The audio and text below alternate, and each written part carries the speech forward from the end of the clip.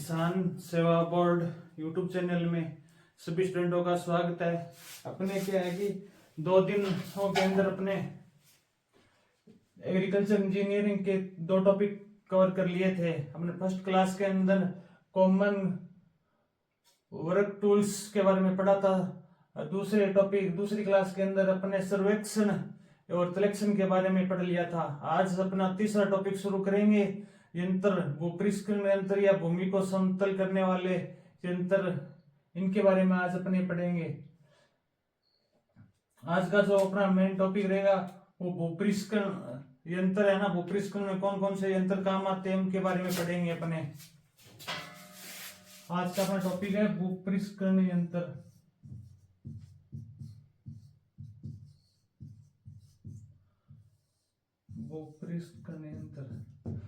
भूपृष्ठ के बारे में तो सभी जानते हो, क्योंकि अपने सभी का एग्रीकल्चर बैकग्राउंड रहा है वह। तो भूपृष्ठ कितने प्रकार का होता है, क्या होता है, कहां पर किया जाता है, ये सब तो अपने जानते ही हैं। फिर भी अपने थोड़ा बहुत देख लेते हैं। भूपृष्ठ है अपने इसके भूपृष्ठ यंत्रों की शुरुआत है वो अपने सबसे पहले 18वीं शताब्दी में मानी जाती है। 18वीं शताब्दी में अपने एमपीएल, स्टील एल, बैलों द्वारा चलाए जाने वाले हल और कल्टीवेटर, इनकी शुरुआत मानी जाती है। ये 18वीं शताब्दी में इसलिए लिखा है। अभी 2016 या 17 के अंदर डब्ल्यूओ के अंदर आया था। अभी भारत में पपीते का आगमन कौन सी शताब्दी में हुआ था, तो मैंने आपको ये बताया कि हमने 18वीं शताब्दी के अंदर एमपी हल, स्टील हल, कल्टीवेटर,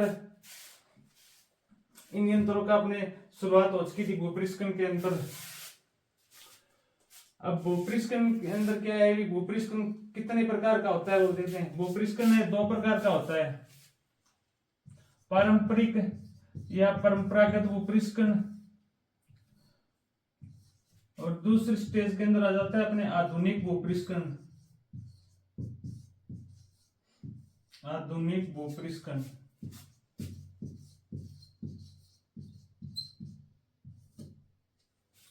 पारंपरिक या परंपरागत भूपृष्ठ है, इसको 2 भागों में बांटा है।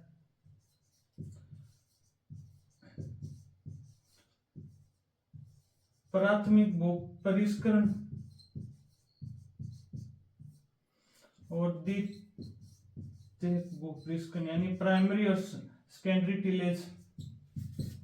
आधुनिक भूपृष्ठ है, इसको अलग अलग तरीके से बांटा हुआ है। जैसे अमेरिका की एक कमेटी है CITC, इसने कंजर्वेशन जो टिलेज है इसको 4 भागों में बांटा हुआ है। चलो एक बार इसको हम देख लेते हैं। इसके अंदर फर्स्ट लिख लो शून्य भूपृष्ठ,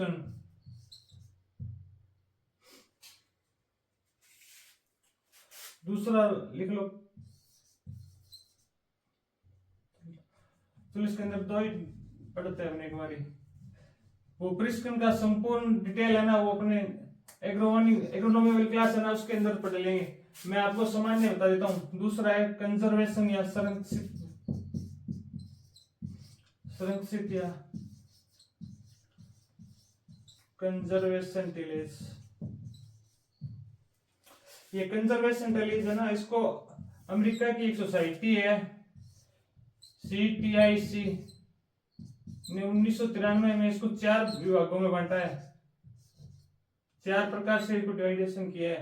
पहला है जीरो टिलेज या इसको नो टिलेज भी कहते हैं। दूसरा है स्टबल टिलेज। तीसरा है रिड्यूस टिलेज। चौथा है रेड्यूस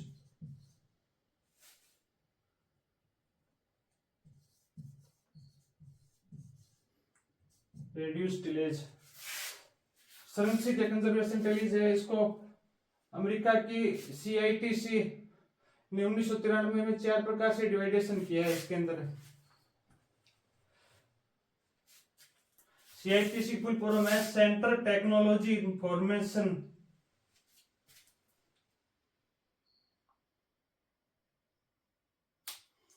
इंफॉर्मेशन सेंटर।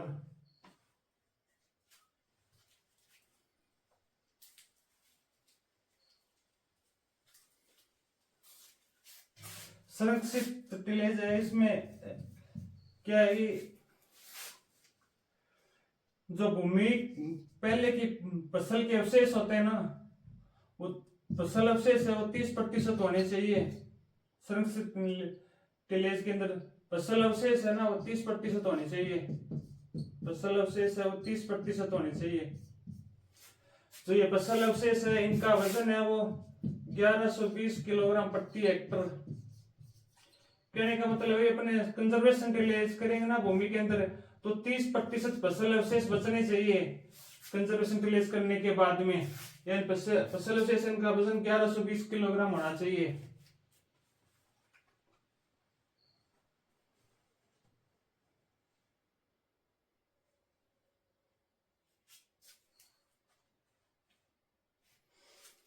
प्राथमिक भूपरिष्करण क्या है, फसल कटाई के बाद में जो क्रिया करते हैं वो प्राथमिक भूपरिष्करण के अंदर आती है, और प्राथमिक भूपरिष्करण करने के बाद में जो क्रिया की जाती है वो द्वितीयक भूपरिष्करण के अंदर आती है।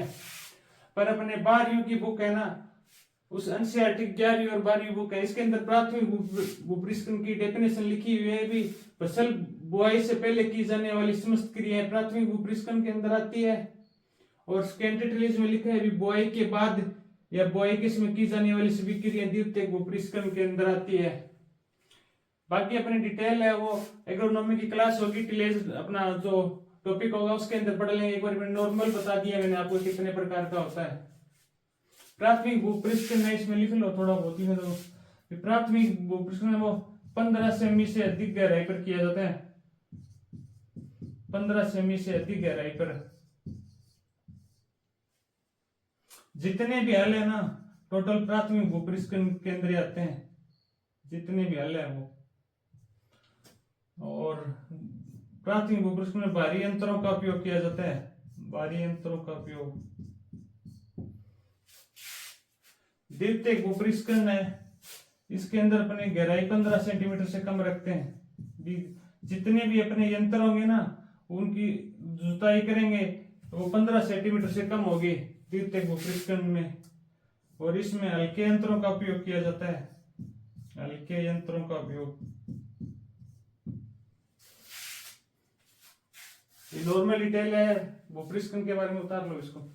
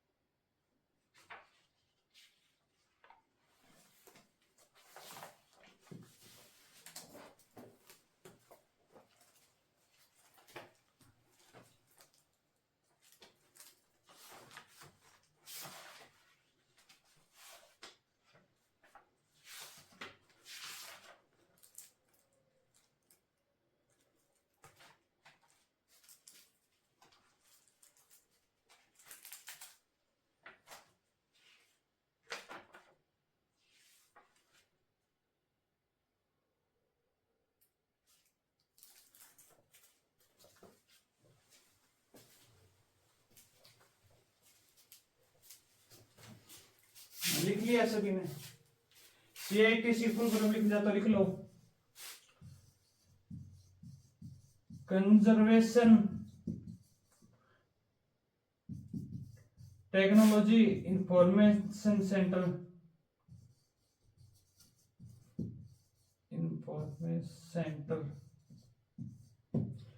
ये 1993 में बना था। इसने वर्गीकरण किया था centre conservation technology information centre 1993 ने कंजर्वेशन टिलेज को 4 भागों में बांटा। CITC conservation technology information centre.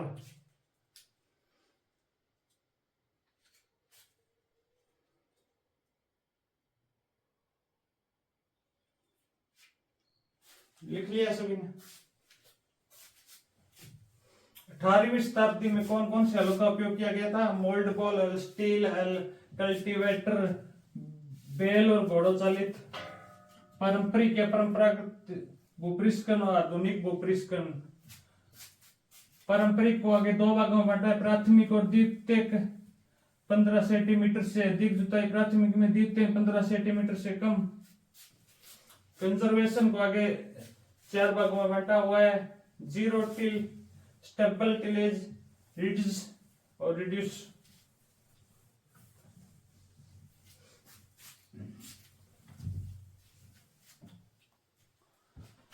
अब अपने पढ़ेंगे भी यंत्र। एक नंबर डाले अपने जुताई के यंत्र। जुताई के यंत्र, जुताई के यंत्र। अपने यंत्रों के द्वारा जुताई करेंगे।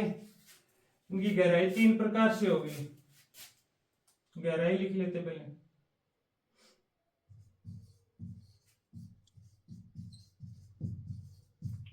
कम गहराई, मध्यम गहराई और गहराई।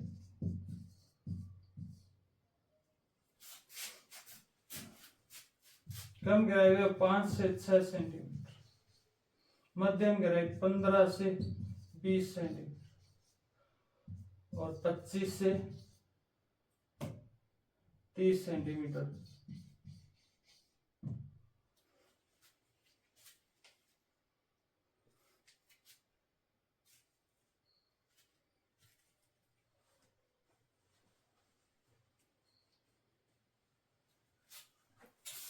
अब जुताई के यंत्र है। जुताई में कौन कौन से यंत्र आते हैं?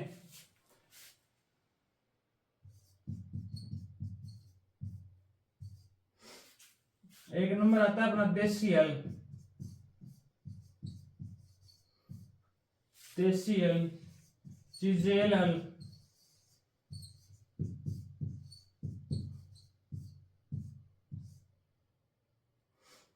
दूसरा अम्बी हल, मोल्ड बोल्ड हल, तीसरा है माउंटेन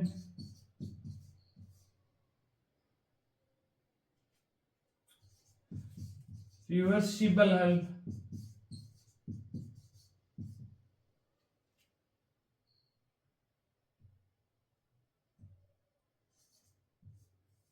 रिवर्सिबल हल।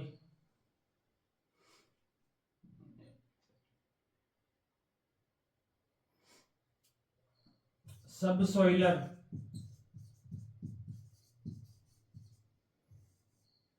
कल्टीवेटर,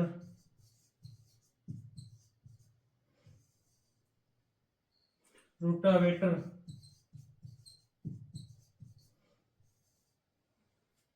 और डिस्क प्लाऊ, तवेदार हल। डिस्क प्लाऊ तुमने तवादार हल बोलते हैं। ये अपने जुताई के यंत्र है, नोट कर लो आप इनको एक बार। माउंटेन हल, रिसीवर हल, सबसॉइलर, कल्टीवेटर, अम्बी हल, माउंटेन। एक इसमें और हो जाएगा, इसी के अंदर ही ना, मोल हल। मोल हल जल निकास नालियां बनाने के काम में आता है। उतार लो आप इनको एक बारी।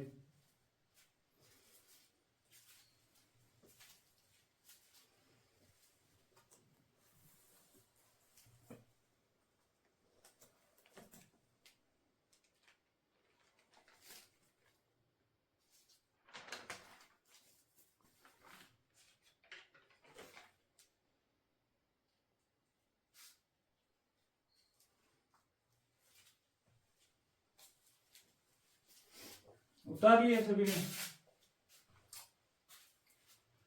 ये जुताई की गहराई है, जुताई की गहराई। अपने जुताई करते हैं यंत्रों से वो कितने प्रकार की है? कम गहरी, मध्यम गहरी, अधिक गहरी। 5 से 6 सेमी, 15 से 20, 25 से 30 सेंटीमीटर।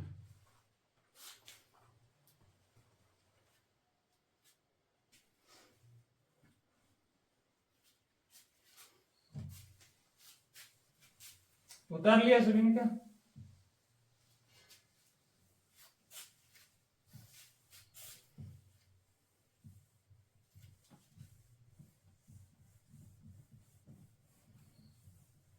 अपने हल के बारे में डिटेल पढ़ेंगे। पहला है अपना देसी हल। देसी हल, इसको कंट्री पुलाव भी बोलते हैं।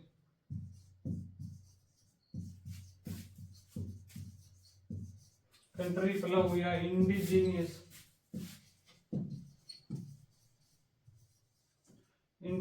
पुलाव, कंट्री पुलाव या वुडन पुलाव भी बोलते हैं इसको।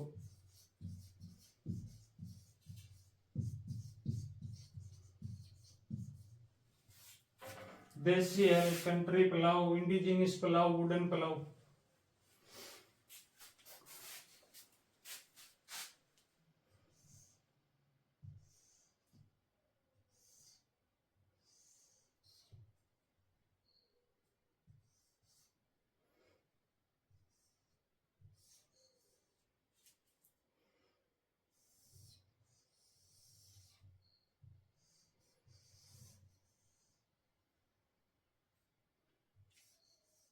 ये अपना क्या देसी हल है। अब देसी हल के कौन कौन से भाग होते हैं? ये अत्ता, ये हैंडल, ये पत्थर, ये योक, ये हो गया परोठा, परोठा या फ्रॉग, इंग्लिश में फ्रॉग। ये हो गई अपनी फार या शेर। ये हो गया अपना हरीश या बीम। इसको बोलते हैं जूड़ा या जुआ, जो अपने बेलों के कंधे पे रखते हैं ना। ड्राफ्ट बार, ड्राफ्ट बार, इंग्लिश में लिख लो ड्राफ्ट बार। ये अपने हल, देसी हल के भाग है। हैंडल, पत्थर, परोठा, फार, हरीश, जूड़ा या जुआ। फार है ना, ये अपने डलवा लोहे का बना हुआ होता है, डलवा लोहे का बना हुआ होता है। जो फार है ये भूमि में सबसे पहले, देसी हल का भूमि में सबसे पहले प्रवेश करने वाला भाग है। भूमि में सबसे पहले प्रवेश करने वाला भाग, जो कूड़ को चीरता हुआ चलता है, कूड़ को काटता हुआ चलता है। लिख लो इसका कार्य, फार का कार्य कूड़ को काटता हुआ या चीरता हुआ चलता है। ये अपना देसी हल है। अब देसी हल के कार्य क्या क्या है वो देख लेते हैं हमने।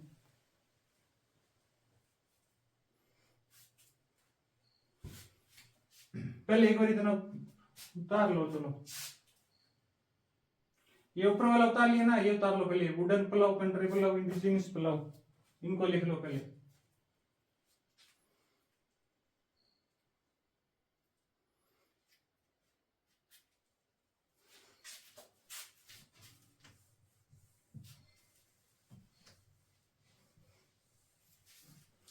देसी हल है, ये अपना क्या है कि बहुउद्देश्य हल है। बहुउद्देश्य हल है। ये क्या काम आता है अपने? सर्वप्रथम अपने क्या है, फसल कटाई के बाद में क्या करते हैं, जो फसल अवशेष पड़ते हैं उससे पहले अपन क्या करते हैं, जुताई करते हैं। थोड़ा सा इधर देख लो। सबसे पहले क्या करते हैं अपने, जुताई करते हैं। जुताई करने के बाद में क्या होता है, अपने खेत में बड़े बड़े ठेले से बन जाते हैं। दूसरा काम हो जाएगा इसका, ठेला तोड़ना, ठेले बन जाते हैं। जब अपने ठेले पर को तोड़ने के बाद में अपने क्या करते हैं, खेत के अंदर पानी लगाते हैं। पानी लगाने के बाद में अपने क्या करते हैं, क्यारियां बनाते हैं। क्यारियां बनाने के बाद में या नाली, सिंचाई नाली बनाने में, सिंचाई नाली बनाने के बाद में, सिंचाई नाली के बाद में अपने क्या करेंगे, बुआई करेंगे। बुआई करने में ये अपने देसी हल के कार्य है। क्या उपयोग में आता है? भी जुताई करने में, डेले तोड़ने में, क्यारियां बनाने में, नाली बनाने में और बुआई करने में।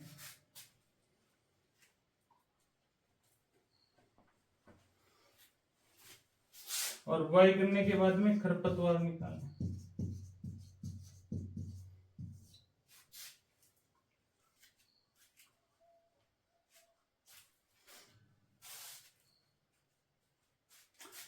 अब अपन लिखते हैं फार या शेर, ये लिख लिया ढलवा लोहे का बना होता है। ये भूमि में सबसे पहले हल्का सबसे पहले भाग प्रवेश करता है वो फार करता है, ये कुंड को काटता हुआ चलता है। ये फार होता नहीं, मिट्टी को चीरता हुआ चलता है, चीरता हुआ चलता है। देसी हल मिट्टी को चीरता है, पलटता नहीं है। ये क्या पलटता नहीं है, मिट्टी को चीरता हुआ चलता है। लिख लो इसमें फार या, पहले हेडिंग डाल लो फार या शेर, देसी हल के भाग। ये लिख लिया बहुउद्देश्य जुताई करना। लिख लो देसी हल के उपयोग या प्रयोग किस काम में आता है। पहला लिख लो जुताई करने, ढेला तोड़ने, क्यारियां बनाने, नाली बनाने और बुआई करने और खरपतवार निकालने। अब हेडिंग डालो फार या शेर। लिख लो ये ढलवा लोहे का बना हुआ होता है।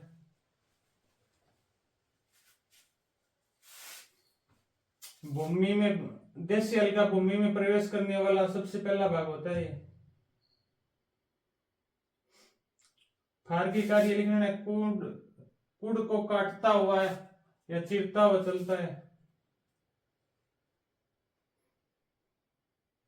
ये देसी हल है ना, ये कूड़, ये फार होती है, मिट्टी को पलटती नहीं, ये सब चीरती हुई चलती है। दूसरा लिख लो अपने हत्ता, हत्ता या हैंडल, हत्ता या हैंडल। हल का संतुलन बनाने में, हल का संतुलन बनाने में।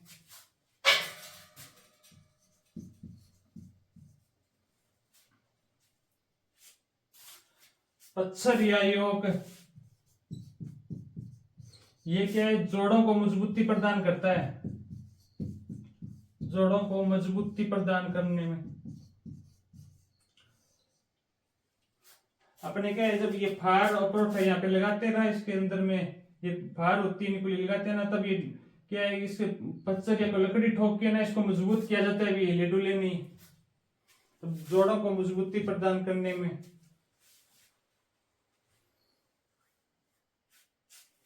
अगला है फ्रॉग या परोठा।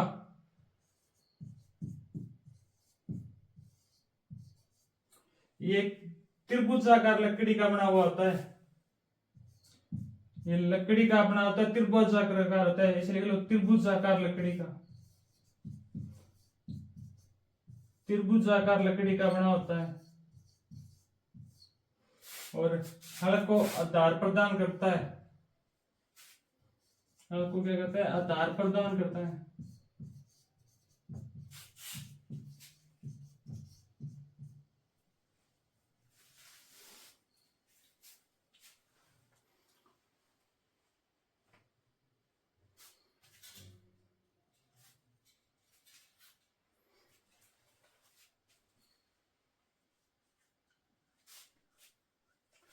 ये फार है ना, ये बार या रोड से प्रकार की होती है, बार या रोड से। अपने आगे पढ़ेंगे डिटेल से फार कितने प्रकार के होते तो बताएंगे। ये एक बार सीधा लिख लो बार या रोड।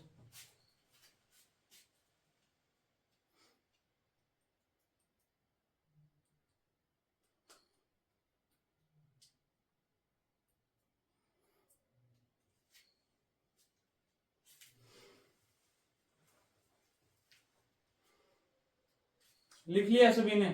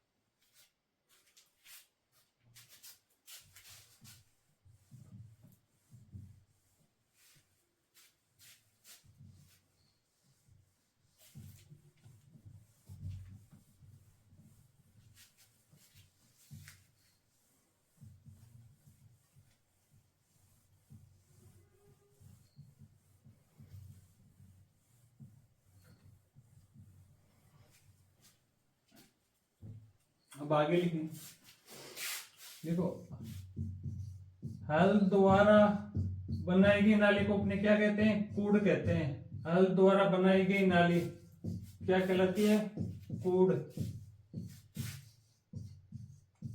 कूड़ या फरो, इंग्लिश में क्या कहते हैं, फरो। हल द्वारा बनाई गई नाली क्या कहलाती है, कूड़।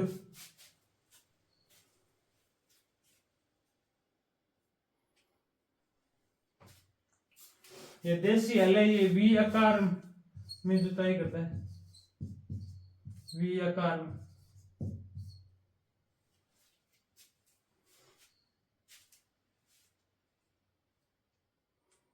वी आकार में कितनी, 10 सेंटीमीटर।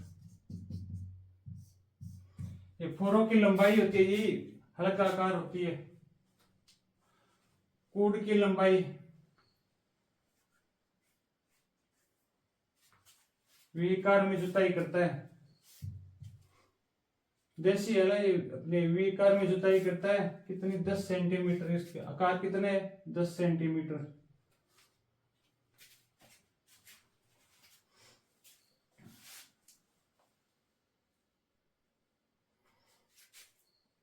कार्य दक्षता, देसी हल की कार्य दक्षता कितनी होती है, 0.33 हेक्टर पर डे।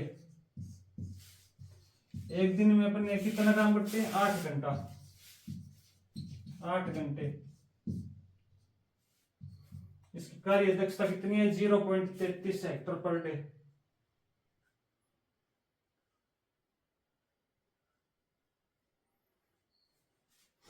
देसी हल का भार कितना होता है,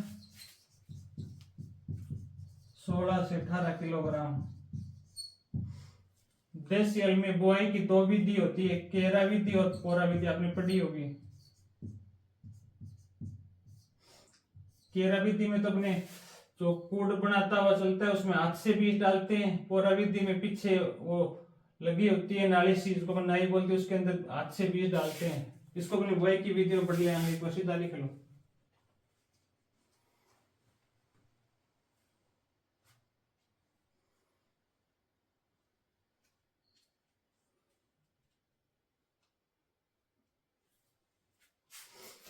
देसी हल का खिंचाव कितना होता है, खिंचाव या ड्राफ्ट कितना होता है, 80 किलोग्राम होता है। ड्राफ्ट या खिंचाव क्या होता है, ये इसको ड्राफ्ट या खिंचाव निकालने का सूत्र है, कूड़ का अनुप्रस्थ क्षेत्रफल, अनुप्रस्थ क्षेत्रफल इंटू मृदा प्रतिरोध किलोग्राम प्रति वर्ग सेमी। कूड़ का अनुप्रस्थ क्षेत्रफल है, ये किस में आता है, ये वर्ग सेमी में आता है।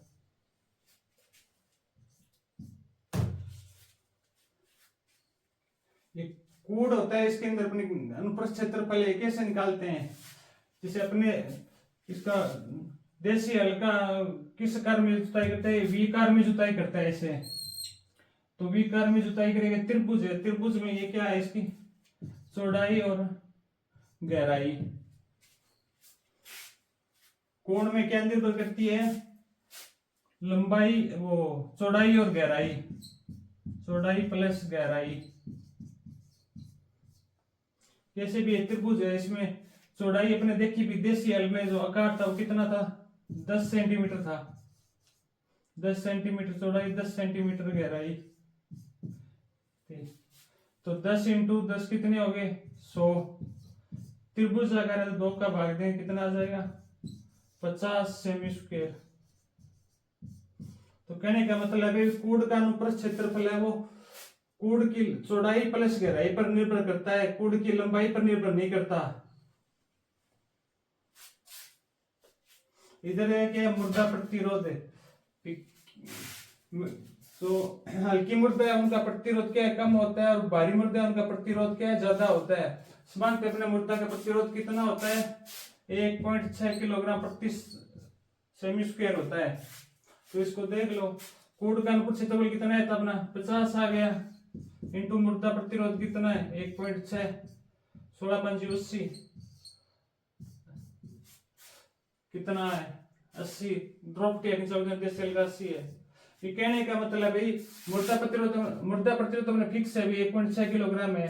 अब कूड़ का अनुप्रस्थ क्षेत्रफल है ना, वो चौड़ाई प्लस गहराई पर निर्भर करता है, इसमें लंबाई निर्भर नहीं करती। तो देख लिया, जैसे वी कार का गड्ढा बनाते हैं, इसकी चौड़ाई कितनी है 10 सेंटीमीटर और गहराई कितनी है 10 इंटू 10 100। ये त्रिभुज आकार है, 2 का भाग 3 50 आ गया। क्या कूड़ का क्षेत्रफल कितना आ गया 50 आ गया। मुर्दा प्रतिरोध इंटू कितने 1.6। ये चौड़ाई अपने को एग्जांपल के तौर पर क्वेश्चन देके पूछ सकते हैं भी, अपने को चौड़ाई दे दे और गहराई दे दे, तो इसमें अलग अलग लिखने पर अलग निकाल सकते हैं।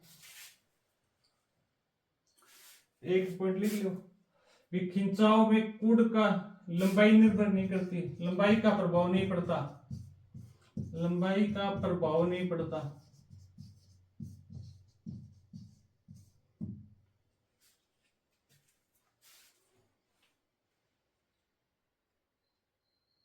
खिंचाव या ड्रॉपलेट के अंदर कूड़ की लंबाई का प्रभाव नहीं पड़ता।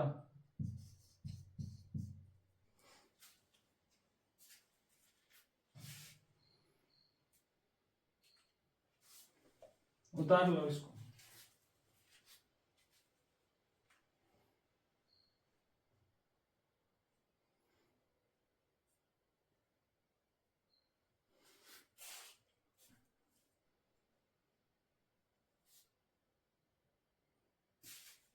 खिंचाव या ड्रॉपलेट का मापन वो डायनोमीटर से किया जाता है, डायनोमीटर। खिंचाव या ड्रॉपलेट का मापन डायनोमीटर।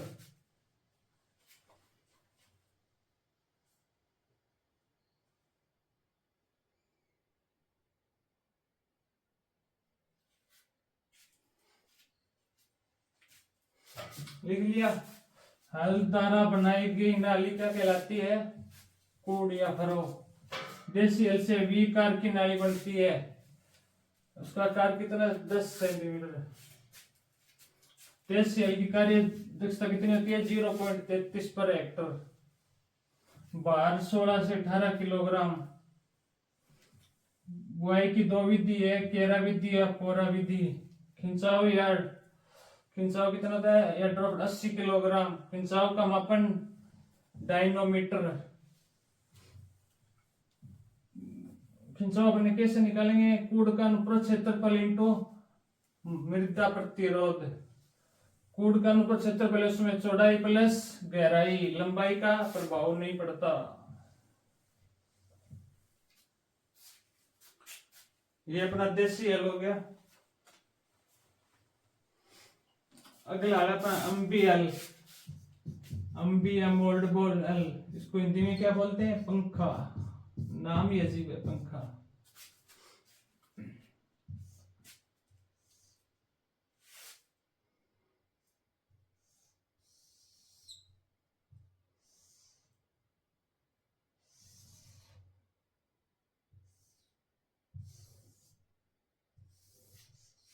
ये क्या अपना मोल्ड बॉल है।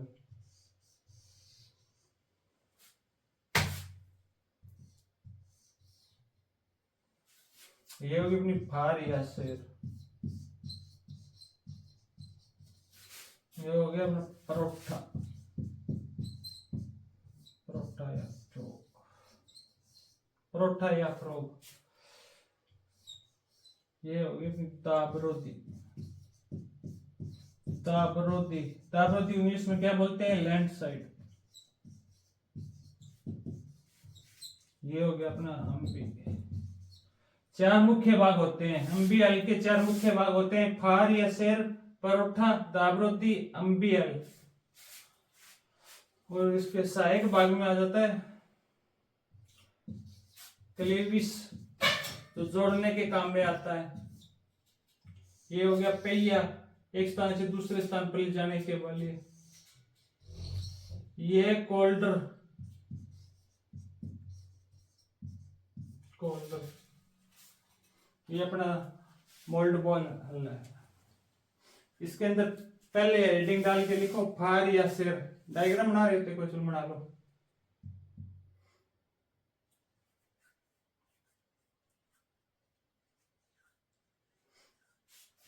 पहली हेडिंग डालो अपने फार या शेर। ये वो डलवा लोहे की बनी होती है, ये डलवा लोहे की बनी होती है। वही भूमि में प्रवेश करने वाला प्रथम भाग।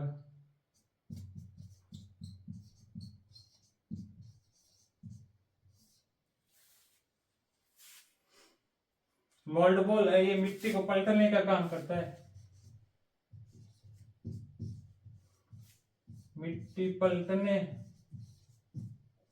या हरी खाद मिलाने में, हरी खाद मिलाने के काम में आता है।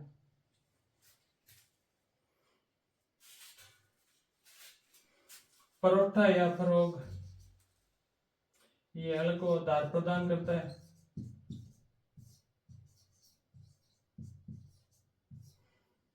और ये अनिश्चित आकार का होता है। देशी हल में तो त्रिभुज आकार का था, पर यहाँ पे ये अनिश्चित आकार का होता है, अनिश्चित आकार का होता है।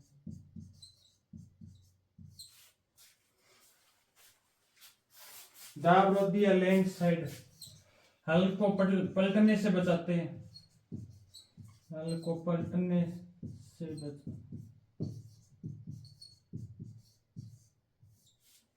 मोल्ड बॉल, मिट्टी पलटने में।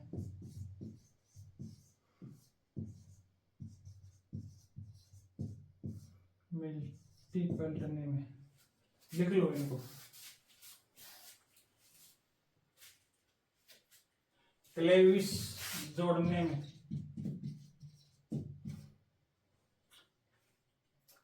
ये कोल्टर है ना, ये क्या है कि अपने जब हम भी हल की तरह जुताई करते हैं ना, कभी कभी कठोर या पथरीली भूमि आ जाती है ना, तो ये इसको नीचा कर देते हैं। ये आगे क्या है, भूमि को चीरता हुआ चलता है। कोल्टर का क्या काम है, भूमि को चीरना। कोल्टर का कार्य है भूमि को चीरना।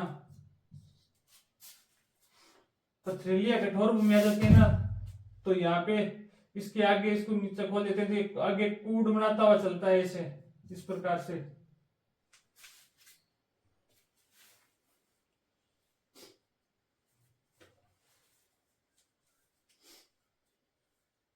उतार लो एक बार, या स्क्रीनशॉट ले लो इसका।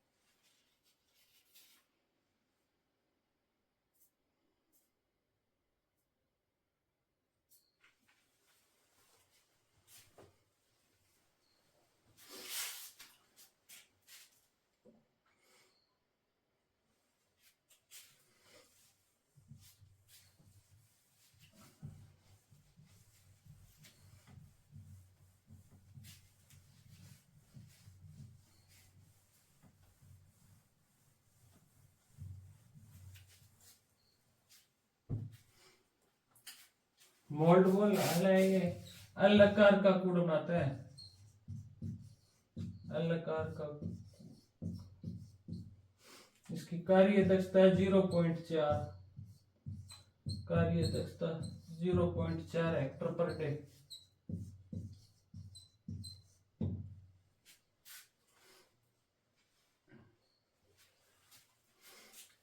ये MBL है, इसकी गहराई है ना, गहराई है वो क्लेविस और पहिए पे निर्भर करती है। भी अपने पहिया था, वो पहिया नीचा कर देंगे तो गहराई कम होगी, पहिया को ऊंचा कर लेंगे तो हम भी गहरी जुताई करेगा पहिए के द्वारा। और क्लेविस होता है, क्लेविस क्या है कि अपने हल को बुआई करेंगे, हल को ऊंचा चक लेंगे ना तो कम जुताई होगी, हल्को नीचा कर देंगे क्लेविस के साथ, कभी हम रस्सी लगा के क्या है नीचा कर देते हैं, नीचा करेंगे तो उसकी गहरी जुताई होगी। विलंबी हल में गहरी गहराई वो नियंत्रण होती है क्लेविस और पहिए के द्वारा।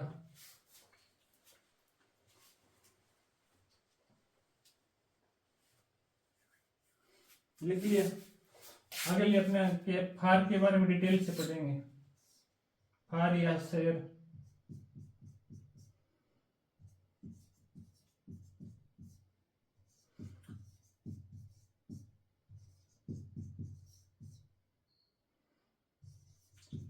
ये क्या है अपनी, ये फार है जो आगे लगी थी ना देसी और फार या शेर। फार या शेर के चार भाग होते हैं। ये तो इधर वाला भाग होता है पंखा, इस साइड को बोलते हैं अपने गन्नल, ये अपनी नोक हो गई, और ये अपने धार या ब्लेड हो गई। एग्जाम में पूछ सकते हैं अभी गन्नल निमस में किसका भाग है, फार का। गन्नल पंखा धार नोक फार के ये भाग है। अब आगे बढ़ेंगे अपने फार के प्रकार।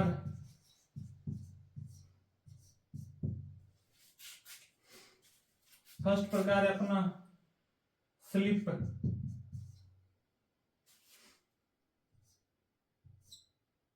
स्लिप, साइन, स्ट्रेट,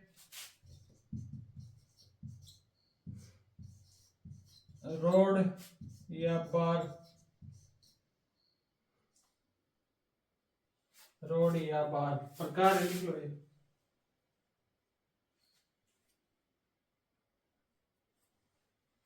5 प्रकार की। स्लिप नोज, स्लिप नोज ये पंजाब हल में काम यूज की जाती है। स्लिप नोज पंजाब हल में स्ट्रेट है, ये विक्ट्री हल में यूज की जाती है, विक्ट्री हल में। रोड या बार ये देसी हल में, इंपॉर्टेंट है ये लिख लेना, देसी हल में कौन सी बार यूज की जाती है। ये अपने फार पड़ी थी ना उससे, उसके प्रकार है slip, slip nose, sign, straight, rod या बार, ये 5 प्रकार की है। स्लिप नोज है ये पंजाब हल में यूज की जाती है, पंजाब हल में। साइन, स्ट्रेट है वो विक्ट्री हल में की जाती है यूज। रोड या बार देसी हल में यूज की जाती है अपने। रोड या बार देसी हल में इंपॉर्टेंट है ये लिख लेना। फर्स्ट है अपनी फार या शेर के मुख्य कौन कौन से भाग हैं। पंखा, गन्नल, नोक, धार, 4 मुख्य भाग है फार। और फार को 5 भाग में बांटा है। Slip, slip nose, sign, straight, road bar. Road bar अपने देसी हल में यूज की जाती है, लिख लो इसको।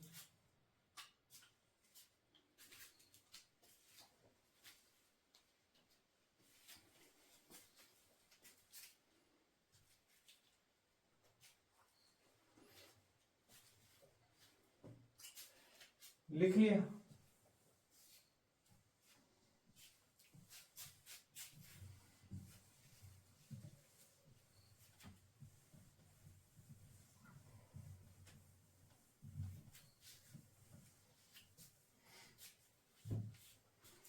अगला अपना अंबी या पंखा, क्या काम था इसका, मिट्टी पलटने का। अंबी हल के भाग है ये मिट्टी पलटना।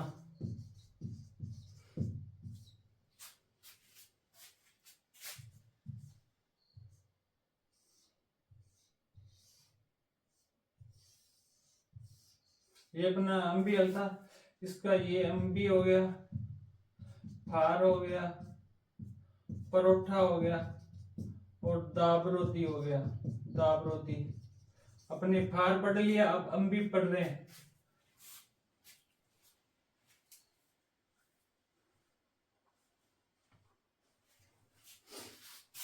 इसका ये मिट्टी पढ़ना। अंबी हल 4 प्रकार का होता है, इसके टाइप्स। जनरल पर्पज,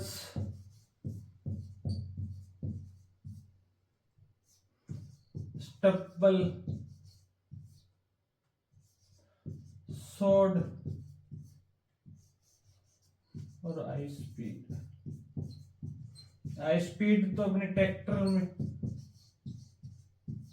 सोड कल्चर में क्या होता है, सोड कल्चर किसको कहते हैं, घास की खेती को। तो सोड है वो घास काटने के काम में आता है। घास वाली भूमि में, घास वाली भूमि में सोड, स्टब्बल, बाजरा या ज्वार, बाजरा या ज्वार वाली भूमि में, जब आपने बाजरा और ज्वार की फसल की कटाई करने के बाद में जो ठूंठ बच जाते हैं ना, उसमें स्टब्बल यूज किया जाता है ये भूमि में।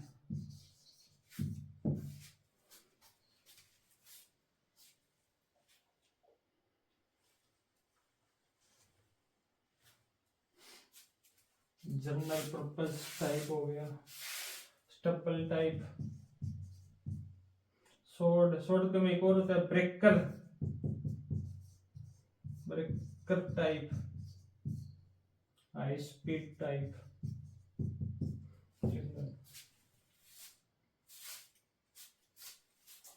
फार हो गया, अम्बी हो गया। अब अपने पढ़ेंगे दाबरोधी, लैंड साइड।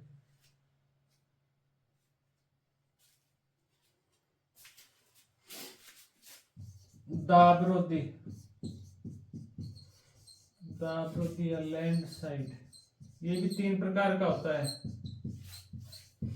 निम्न, मध्यम और उच्च। निम्न है ये 10 से 15 सेंटीमीटर का, मध्यम है वो 15 से 10 से 15, 15 से 20 और 20 से 25। दाबरोधी या लैंड साइड लिख लो, 3 प्रकार का है, निम्न, मध्यम, उच्च। 10 से 15, 15 से 20, 20 से 25। ये अपना एमपीएल कंप्लीट हो गया।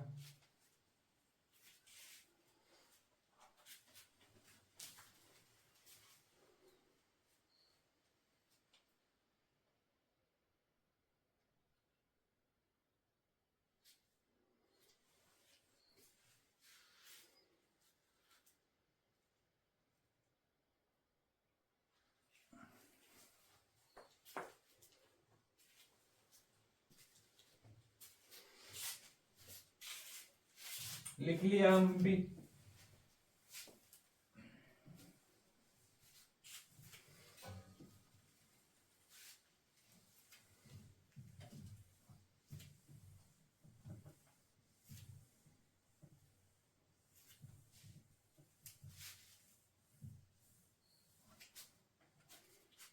अगला यंत्र है अपना सब सोइलर।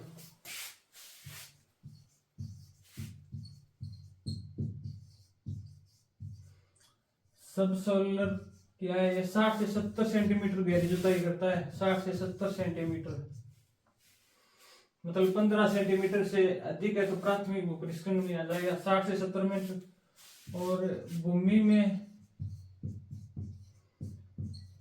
स्थित अधोमुर्दा में लिखना, अधोमुर्दा में स्थित कठोर परत को तोड़ने में, अधोमुर्दा में स्थित कठोर परत को तोड़ने में, कठोर परत को तोड़ने में अपने सब सोइलर का यूज करते हैं तोड़ने में।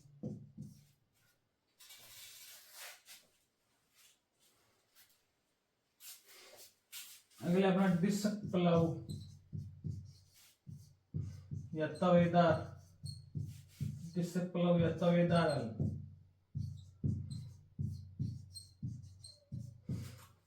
डिस्क प्लाऊ में डिस्क कौन है, वो कितना होता है, डिस्क कौन 40 से 45 डिग्री होता है। और एक कौन होता है इसमें टिल्ट, टिल्ट कौन या झुकाओ, टिल्ट या झुकाओ वो होता है 15 से 25, 15 से 25 डिग्री।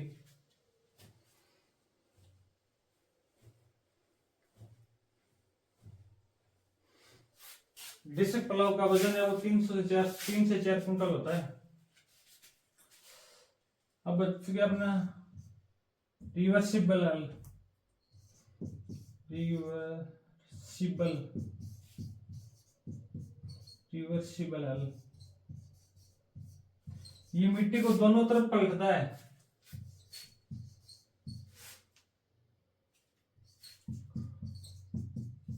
दोनों तरफ पलटने में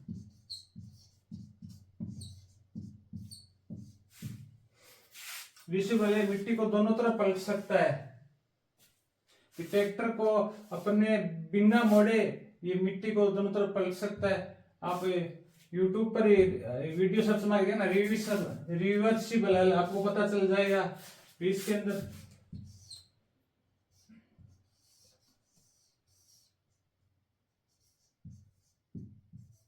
जैसे ये अपने ट्रैक्टर है, ये अपना ट्रैक्टर है, ये सापट के द्वारा जुड़ता है, तब ये चलता है नहीं। गोल साप जैसे गोल घूमेगी ना, तो ये एक बार इधर घूमेगा, एक बार इधर घूमेगा, दाएं बाएं दोनों तरफ मिट्टी को पलटता है ये।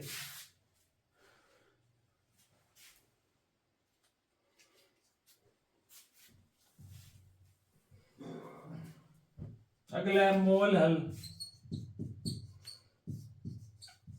जल निकास नालियां बनाने में, जल निकास नालियां बनाने में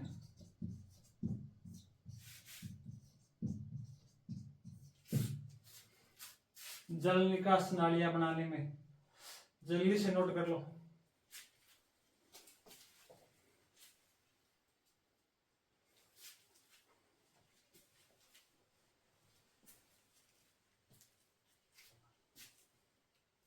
बस अपना एक रोटावेटर पड़ा है लास्ट, फिर अपन ने जुताई के जितने भी उपकरण कंप्लीट हो जाएंगे। उतार लिया सभी ने सब सॉइलर।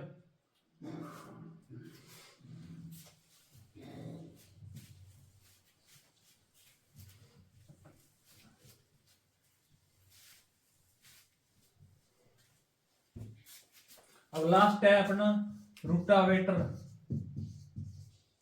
रोटावेटर के इसमें घूर्णन गति होती है, ये घूर्णन गति करता है। रोटावेटर का पहले क्या शुरू में आया था, तब इसका प्रमुख उद्देश्य था न्यूनतम भूपरिष्करण में,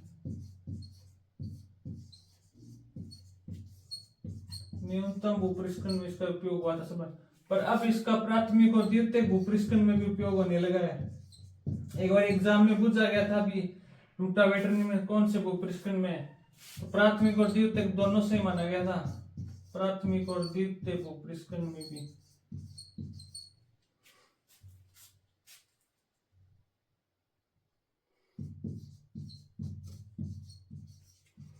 रोटावेटर में ऐसे लगभग क्वेश्चन आए हुए हैं, ये भी पूछा हुआ है। रोटावेटर इसका उपयोग पथरीली या भारी मृदा में यह उपयोगी है भी, पथरीली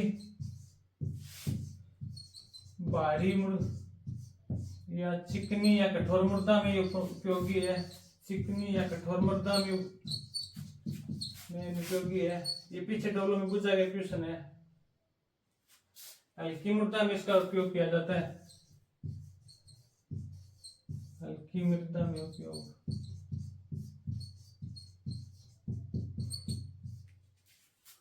मृदा में अनुपयोगी है। पथरीली मृदा, भारी मृदा, चिकनी मृदा, कठोर मृदा आदि में यह अनुपयोगी है। हल्की मृदा में इसका उपयोग किया जाता है।